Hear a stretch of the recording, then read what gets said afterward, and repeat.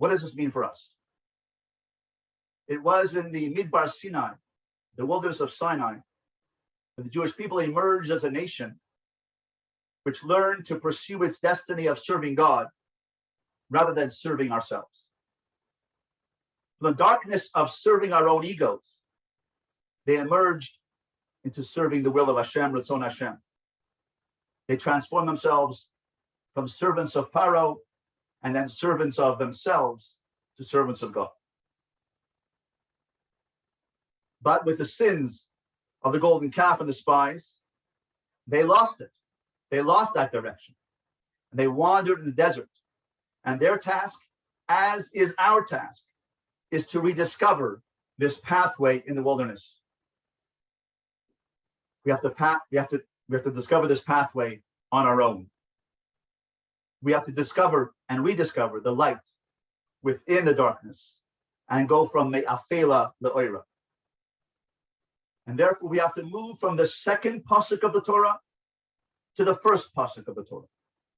The second pasuk of the Torah, the second verse of the Torah says, and the aretz was sohu vavo, v'choshech al pnei sahom, and the earth was unformed and void, and darkness was upon the face of the deep. That's the darkness of Egypt. That's the darkness of the 10 spies, the darkness of the golden calf, the darkness of wilderness, of giving over ourselves to our ego, and the wilderness of the chush, of the nachash. That's the second pasuk. So vavohu, all unformed and void, and return to the first pasuk of the Torah, which is Breshis bar Elokim es hashamayim v'aretz. In the beginning, God created the heaven and the earth, which means He created destiny and He created artzius, a physical chush. And our job is to have our shamayim, our destiny, guide our physical dimension. The Avos, Avram, Yitzhak, Yaakov, Sarah, Rivka, Rachel, Leah, the Emmaus, started this legacy. And it's our job to finish it. How do we do that? In every Shmona Esrei, we say, Baruch atah Hashem, Elokeinu v'Elokei Avosenu, Elokei Avraham, Elokei Yitzchak, Elokei Yaakov, Akel hagadol hagibor v'anara kel elyon, gomel chasadim toivim v'konei akol v'zecher chasdei avos, umevi goel livnei v'neihem v'ma'an shemo be'ahava. We mentioned Avram, Yitzchak, and Yaakov, and their pathway in connecting with HaKadosh Baruch Hu, in laying the cables of connection, and that is for us. We are the b'nei b'neihem. We are the children's children. We are their great-grandchildren.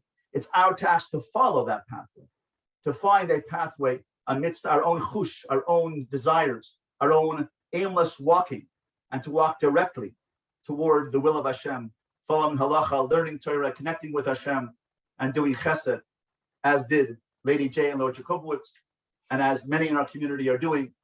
And our job is to be the children's children. We are the b'nei b'neihem.